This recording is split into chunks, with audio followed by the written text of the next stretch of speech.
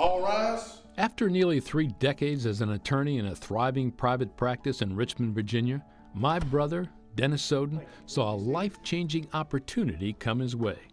The General Assembly appoints judges, and so I was fortunate enough to be named to the bench almost 11 years ago. He's a juvenile court judge who has to make tough, emotional decisions, such as which parent gets custody. I'd like to welcome you to the Henrico County Juvenile Courthouse facility. When you have to decide where a child is going to be placed, it could affect their entire life. So you really you have to think through those things. Dennis will also have to think through another vital decision that's going to affect his life. Just months from turning 65, he's now eligible to sign up for Medicare.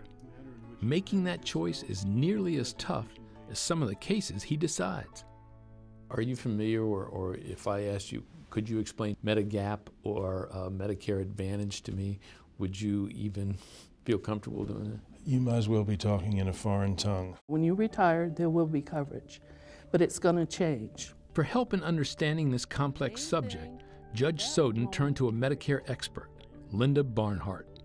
She works for Virginia's Medicare Help Agency, which is called VICAP, and sees many people as puzzled as Dennis. Now you're lucky because you're working for a government. That means his health benefits continue until he hangs up his robes. But then what? When you talk about Part B, Part D, or supplementing, and that's where I'm lost, and that's where my concern comes in, that I would run afoul of some missed deadline in signing up for those things and then have coverage lost forever. He'll want to make the right choice with the right timing. It's like precise fine-tuning. You know, your Part A should already be in place if you're working and you're over 65. You want to add that Part B so your coverage starts the day your retirement starts. Judge Soden will have to weigh the evidence carefully before he renders his verdict.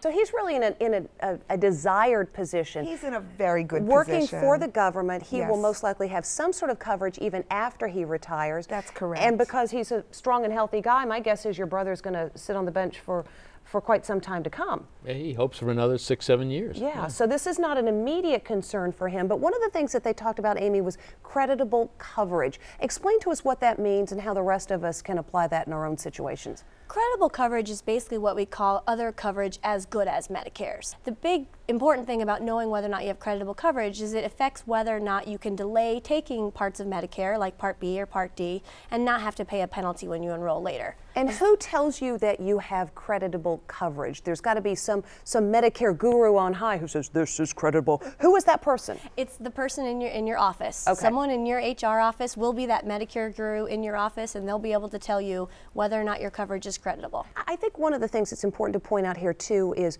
just because you're working and you're over 65, you may or may not be working at the kind of job that has the creditable coverage. For instance, if you're working part-time, as we know many people over the age of 65 do, you still need to be sure that you meet these deadlines and sign up. Amy, tell us a little bit about how that works. That's right. Not everyone who continues to work does continue to work full-time.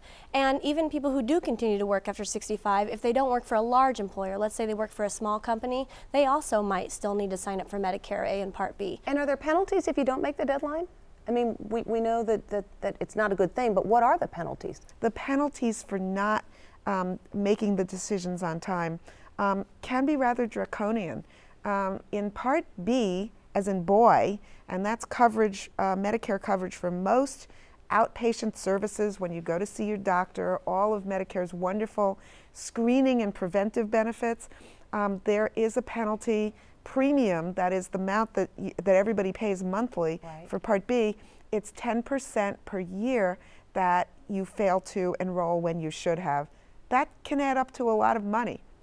In Part D, for drug, if you go without coverage for more than 63 days when you were eligible to sign up for Part D and you don't have other creditable drug coverage, there is a penalty of 1% of the national average monthly premium. Wow. Per month that you did not sign up if you're out for 63 days when you should have had the coverage. If someone's listening and they've just gone into a state of cardiac arrest because they realize they've missed the deadline, what do you do when you realize you've missed a deadline? Can you quickly rush and get signed up, or do you have to wait for the magic October re-enrollment period? Most people are going to have to wait for the magic enrollment period, and for Part B, as in boy, right. For most of that outpatient coverage, that magic period is every year from January through March.